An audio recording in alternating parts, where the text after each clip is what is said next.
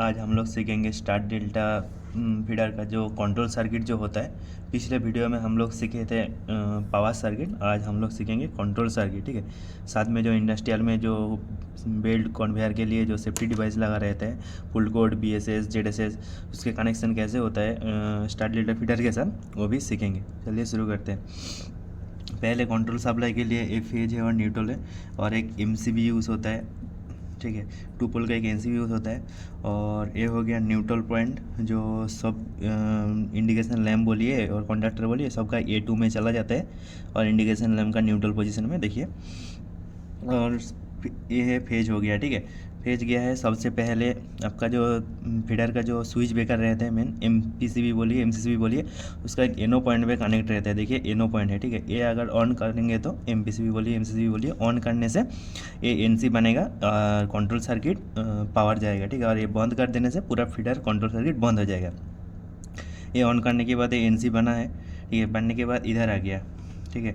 एक extra interlock व future interlock भी इसको बोल सकते हैं। देखिएगा फीडर में ऐसा रहता है, इसमें लूप रहता है, ठीक है। ये इसीलिए देता है, मान लीजिए इसमें आप कुछ कंडक्टर बैठा है, कंडक्टर बैठा है, ठीक है। अब इसमें कुछ इंटरलॉक यूज़ किया है, मान लीजिए कुछ लिमिट स्विच वगैरह कुछ किया है, ये हेल्दी होने के बाद फीडर चालू होगा। इसके लिए एक फ्यूचर इंटरलॉक यूज़ होता है। उसके बाद आ गया OLR। एक OLR लगा, जो फीडर में जो OLR लगा रहता है, वो OLR का NC होके ट्रिप हो जाने से एनो हो जाएगा, फीडर बंद हो जाएगा। NC होके आ गया स्टॉप पुश बटन, ठीक है। ये फील्ड में इमरजेंसी रहता है, जो फील्ड में LCS में जो इमरजेंसी रहता है ये फील्ड में जाता है, ठीक है। LCS स्टॉप देखिए, ठीक है। LCS स्टॉप हो गया। LCS हेल्दी करने के LCS में जो स्टॉप पुश बटन रहता है, वो हेल्दी करने के बाद एक कॉन्टैक्टर पिक होगा। देखिए इधर पावर आ गया, आके कॉन्टैक्टर पिक है। इसको इमरजेंसी स्टॉप ऑब्जुलरी कॉन्टैक्टर, देखिए ऑब्जुलरी कॉन्टैक्टर रहता है, ये इमरजेंसी के लिए है, ठीक है। ये R2 हो गया। R2 जो कॉन्टैक्टर है ये इमरजेंसी के लिए, देखिए इमरजेंसी रिलीज़ हुआ, रिलीज़ होने के बाद इधर पावर आ गया, ठीक है। इसके बाद जो फुल कोड और BSS रहता है, इसको अब हार्डवेयर में रखा है। इसको अब हार्डवेयर सॉफ्टवेयर आपका जो रिक्वायरमेंट है डिपार्टमेंट से, इसी हिसाब से रख सकते हैं। इसमें अब हार्डवेयर में रखा है, देखिए ये R4 है, R5 है। R4 R5 हो गया फुल कोड और BSS के लिए। देखिए फुल कोड में जो कॉन्टैक्टर यूज़ होता है R4, और BSS के लिए जो यूज़ होता है वो R5 है, ठीक है।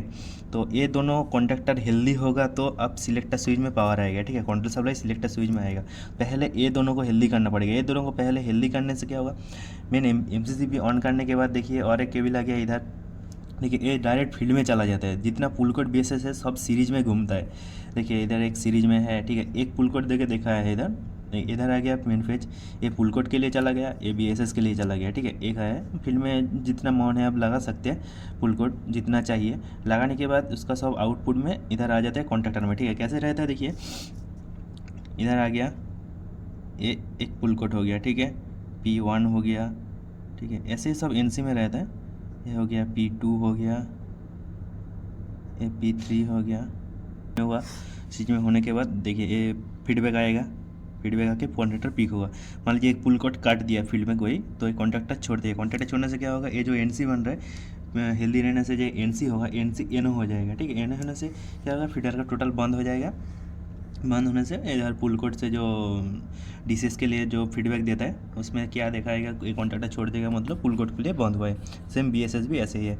ऐसे BSS सब सीरीज में रहता है, आके कॉन्टैक्टर पिक होता है। कोई अगर एक काट हो जाएगा, एक काट होने से कॉन्टैक्टर छोड़ देगा, सेम ऐसे ही ये जो N से ये एनो हो जाएगा, ठीक है। इसके बाद आता है सिलेक्टर स्विच में। सिलेक्टर स्विच एक रिमोट के लिए रहता है, रिमोट में देने के लिए, और एक लोकल में देने के लिए। सिलेक्टर स्विच के 2 पोजीशन रहते हैं, एक रिमोट एक लोकल, ठीक है। ये रिमोट में दे देने से क्या होता है, PLC सिलेक्शन के लिए कॉन्टैक्टर पिक हो जाएगा, तो पता चल जाएगा मेरे को ये सिलेक्टर स्विच रिमोट में है बोल के। देखिए PLC सिलेक्शन बोल के लिखा है, ठीक है। और एक ये PLC स्टार्ट करने के लिए 2 सेक्शन रहता है, एक PLC से स्टार्ट करने के लिए, एक फील्ड में जो LCS रहता है फील्ड से स्टार्ट करने के लिए, ठीक है।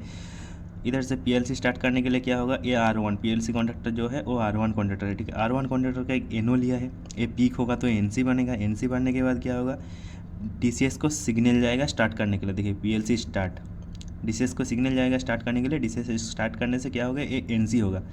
हम लोगों को पता है DCS से स्टार्ट करने के लिए इस होल्डिंग का ज़रूरत नहीं है। ये स्टार्ट हो गया, आ गया इधर तक, ठीक है। आ गया सेम इधर भी ये फील्ड में जो जो पुश बटन रहता है, स्टार्ट पुश बटन एलसीएस में, तो ये वाला एलसीएस स्टार्ट करने के लिए देखिए एक पुश बटन रहता है, इनो पुश बटन। सिलेक्टर से इसे घुमाना पड़ेगा, पहले लोकल में देना पड़ेगा, उसके बाद लोकल से स्टार्ट होगा। पुश बटन स्टार्ट हुआ, इसको होल्डिंग देने के लिए K1, ये मेन कॉन्ट्रैक्टर है K1 मेन K1 का एनो से होल्डिंग दिया है। ये पीक स्टार्ट करने से ये पीक होगा और ये होल्डिंग हो जाएगा, होल्डिंग होने से क्या होगा, एनसी बन जाएगा, कंटिन्यू पावर रहेगा, होल्डिंग होगा, ठीक है। और डीसीएस और लोकल स्टार्ट करने के बाद एक ही फीडबैक आएगा हम लोगों को कॉन्ट्रैक्टर में, ठीक है। ये आ गया एक कॉन्ट्रैक्टर। स्टार्ट करने के बाद सबसे पहले पावर जाएगा टाइमर में, देखिए टाइमर है सबसे पहले आया, इधर आने के बाद टाइमर में आया है, ठीक है। तो टाइमर पिकअप होने से क्या होगा, टाइमर का 2 पॉइंट रहता है, एक एनो पॉइंट रहता है, एक एनसी पॉइंट रहता है। एनसी पॉइंट स्टार के साथ रहता है कनेक्ट, ठीक है। ये टाइमर में पावर आने के बाद क्या होगा, ये एनसी पॉइंट है, ये एनसी पॉइंट 10 सेकंड रहेगा, 7 सेकंड रहेगा, जो भी आप सेट करेंगे। उसके बाद ये एनो बन जाएगा और डेल्टा के लिए ये एनसी बनेगा, ठीक है। पहले सब स्टार डेल्टा जो फीडर रहता है उसमें सबसे पहले स्टार कॉन्ट्रैक्टर पिक होता है, उसके बाद मेन कॉन्ट्रैक्टर होगा, उससे 10 सेकंड बाद व 7 सेकंड बाद जो रिक्वायरमेंट है उसके बाद वो डेल्टा कॉन्ट्रैक्टर पिक होता है, ठीक है। देखिए पहले स्टार कॉन्ट्रैक्टर पिक हुआ है, स्टार कॉन्ट्रैक्टर पिक होने से इधर एक इंटरलॉक रहता है K2 और K3। देखिए एक K2 कॉन्ट्रैक्टर डेल्टा है, K3 कॉन्ट्रैक्टर ये है। एक K2 कॉन्ट्रैक्टर का NC होके घूमेगा, इसीलिए NC होके घूमेगा।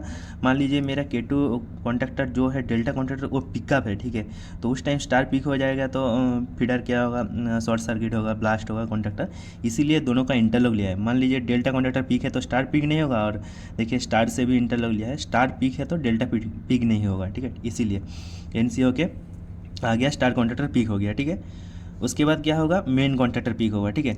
देखिए एक K3 से लिया है, मतलब K3 पीक होने के बाद ही मेन कॉन्ट्रैक्टर पीक होगा, ठीक है। K3 का एनो से लिया है, K3 पीक होगा पहले, उसके बाद ये एनसी बनेगा, उसके बाद ही मेन कॉन्ट्रैक्टर पीक होगा, ठीक है। तो ये पूरा मिली सेकेंड के अंदर होता है, पता नहीं चलता है मेन कॉन्ट्रैक्टर और स्टार कॉन्ट्रैक्टर जो पीक होता है, लेकिन पहले स्टार कॉन्ट्रैक्टर पीक होगा उसके बाद ही मेन होगा, ठीक है। देखिए एनो स्टार कॉन्ट्रैक्टर और मेन कॉन्ट्रैक्टर हो गया, अभी क्या बचा है, डेल्टा कॉन्ट्रैक्टर, ठीक है। उन लोगों को जो टाइमर में जो टाइमिंग देते हैं, ऑन डिले टाइमर में जो टाइमिंग देते हैं, मान लीजिए 7 सेकंड 8 सेकंड दिया है, 8 सेकंड देने से बाद क्या होगा, ये जो एनसी है ये एनो बन जाएगा और ये जो एनो है ये एनसी हो जाएगा, ठीक है। तो स्टार कॉन्ट्रैक्टर छोड़ देगा, स्टार कॉन्ट्रैक्टर छोड़ के तुरंत मेन डेल्टा कॉन्ट्रैक्टर पीक हो जाएगा, ठीक है। ये एनसी होगा, एनसी होने से क्या है, ये जो कॉन्ट्रैक्टर पिकअप था ये छोड़ देगा, ये छोड़ दिया मतलब क्या है, ये जो एनसी लिया था इंटरलॉक एनसी बन जाएगा और डेल्टा कॉन्ट्रैक्टर पीक हो जाएगा, ठीक है। तो कंटिन्यू मेन कॉन्ट्रैक्टर और डेल्टा कॉन्ट्रैक्टर कंटिन्यू चलेगा, ठीक है। स्टार कॉन्ट्रैक्टर छोड़ देगा। डेल्टा कॉन्ट्रैक्टर से एक ऑन इंडिकेशन लैम्प लिया है, देखिए on indication lamp delta contractor से लिया है, डेल्टा कॉन्ट्रैक्टर पीक होगा तो ऑन इंडिकेशन लैम्प जलेगा। इसलिए देखिएगा स्टार्ट डेल्टा कॉन्ट्रैक्टर में जो स्टार कॉन्ट्रैक्टर जितना टाइम पीक रहता है 6 सेकंड 7 सेकंड, उस टाइम ऑन इंडिकेशन जो रहता है वो नहीं दिखाता है, वो डेल्टा से लिया है इसीलिए नहीं दिखाता है, ठीक है। और एक जो रहता है हम लोगों का फीडर में जो जेडएसएस रहते हैं, जीरो स्पीड स्विच, ठीक है। जेडएसएस का फुल फॉर्म है जीरो स्पीड स्विच, और पुल कोड का है पुल कोड स्विच, और बीएसएस का है बेल्ट सो स्विच, ठीक है। आगे जीरो इधर से आएगा और एक जेडएसएस के लिए, ठीक है। जेडएसएस के लिए फेज गया है और न्यूट्रल भी जाता है, फेज न्यूट्रल जाता है। तो जेडएसएस के अंदर रिले रहता है और पॉक्सी रहता है, ठीक है। जेडएसएस में सेंस करने के बाद क्या होता है, रिले रहता है, और सेंस करने के बाद वो रिले पिकअप होगा और एनो जो पॉइंट रहता है एनसी होगा, ठीक है। ये देखिए इधर एक फेज न्यूट्रल गया है, फेज क्या होता है, फेज इधर से फेज लूप होके एक एनो पॉइंट रहता है ऐसे करके, ठीक है। ऐसे करके एनो पॉइंट रहता है, फेज इधर लगता है और आउटपुट वाला आ जाता है फीडर में जो कॉन्ट्रैक्टर रहता है। तो पॉक्सी सेंस हो के रिले पिकअप होगा, रिले पिकअप होने से क्या होगा, ये एनसी बन जाएगा, ठीक है। एनसी बन के मेरा कॉन्ट्रैक्टर पिक होगा। तो इसमें तो टाइमिंग देता है, डिले टाइमिंग ये रहता है 6-7 सेकंड। मान लीजिए बेल स्टार्ट होने के लिए जितना टाइम लगा 6-7 सेकंड, अगर पिकअप कॉन्ट्रैक्टर नहीं होगा फिर भी आपको हेल्दी दिखाएगा, ये लॉजिक में रहता है, ठीक है। इसके लिए और एक वीडियो बनाएंगे, जेडएसएस पुल कोड और बीएसएस के लिए अलग अलग करके पूरा कनेक्शन करके एक वीडियो बनाएंगे अलग करके, ठीक है। आ गया और एक है ट्रिप के लिए, ठीक है। ट्रिप कॉन्ट्रैक्टर के लिए, ट्रिप कॉन्ट्रैक्टर क्या होगा, ये हो गया मेन एमसीसीबी हो गया, देखिए मेन एमसीसीबी हो गया, और एक हो गया ओएलआर, ठीक है। ये दोनों का इनो पॉइंट से लेके लूप रहता है, पैरेलल रहता है, आके एक कॉन्ट्रैक्टर पिक हो जाएगा। कोई भी मतलब कोई भी क्या है ट्रिप होगा तो ये एनसी हो जाएगा, ओएलआर हो एमसीसीबी एमपीसीबी जो भी है, ये एमपीसीबी एमसीसीबी का है, देखिए Q1, ठीक है। और ये देखिए एमसीसीबी का जो है Q1, ठीक है।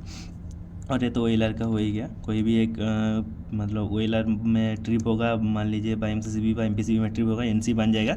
एनसी बनने से क्या होगा, एक कॉन्ट्रैक्टर जो है पीक हो जाएगा, ठीक है। कॉन्ट्रैक्टर पीक होने से मेरे को पता चल जाएगा डीसीएस में, पता चल जाएगा कि इसके लिए ट्रिप हुआ है, मैं जो भी इसीलिए दिया है, ठीक है। और एक है आपका of indication. Of indication main contractor से लिया है, देखिए K1 कॉन्ट्रैक्टर, ये K1 कॉन्ट्रैक्टर है, इसका एनओस एनसी से लिया है, ठीक है। ये कॉन्ट्रैक्टर पीक हो जाएगा तो ये ऑफ इंडिकेशन जो है ये बंद हो जाएगा, ठीक है। देखिए एनसी से लिया है, ये पीक हो जाने से एनओ बन जाएगा, एनओ बनने से क्या होगा, ये ऑफ इंडिकेशन बंद हो जाएगा, ठीक है।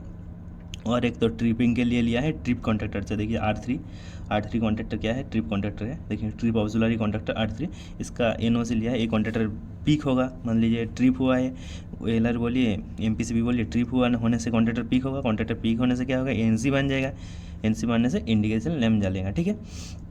यही था आज स्टार डेल्टा फीडर का कंट्रोल सर्किट, ठीक है। वीडियो अगर अच्छा लगे तो लाइक कमेंट सब्सक्राइब जरूर कीजिए, ठीक।